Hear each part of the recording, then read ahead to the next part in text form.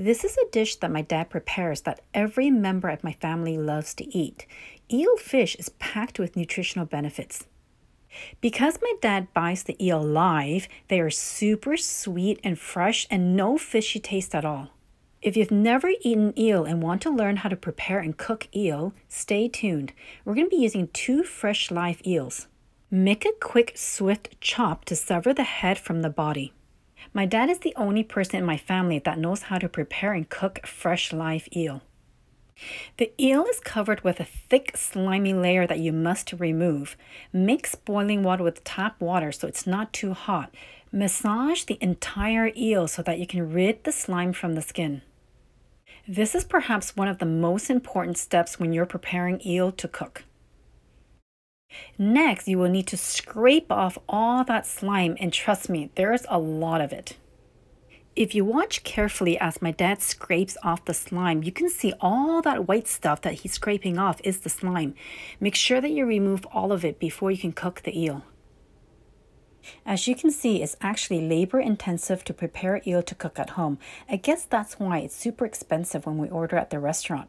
Rinse it super clean once you scrape off all the slime.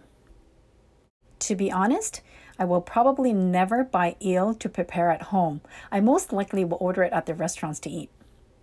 Here's a question to my dear viewers. Would you buy fresh live eel to prepare at home? Seriously, I was not exaggerating. Look at how much slime we need to scrape off the skin of the eel. Once the slime is removed and it's super clean, we're going to completely cut the head from the body and then chop the head in half and remove the gills. As I'm standing here and recording my dad do this, I have so much appreciation for all the traditional Chinese dishes that he prepares for us. I asked my dad, "This is so much work, is it really worth it?" And his answer was absolutely, because you guys like eating it and it's super healthy. The next thing you will need to do is slide your knife along the belly of the eel and remove all the innards from the belly. Once you remove the innards and any blood in the belly, rinse it super clean. Next, you will need to make a cut every 2 inches on the eel. Now, the reason my dad does this is so that it's easier to put it on the plate for steaming. Once you finish cutting the eel, place it on a steaming plate.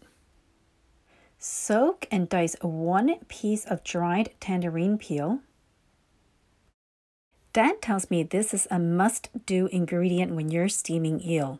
The tangerine peel actually gives it a citrusy taste and takes away any other fishy taste that it may have. Sprinkle the tangerine peel onto the eel. Add 3 minced cloves of garlic. Then add 1 large tablespoon of black bean and garlic paste. Add 1 tablespoon of cornstarch. Add 1 teaspoon of brown sugar. Add 1 teaspoon of rice cooking wine. Add 1 tablespoon of soy sauce. Add 1 tablespoon of oyster sauce.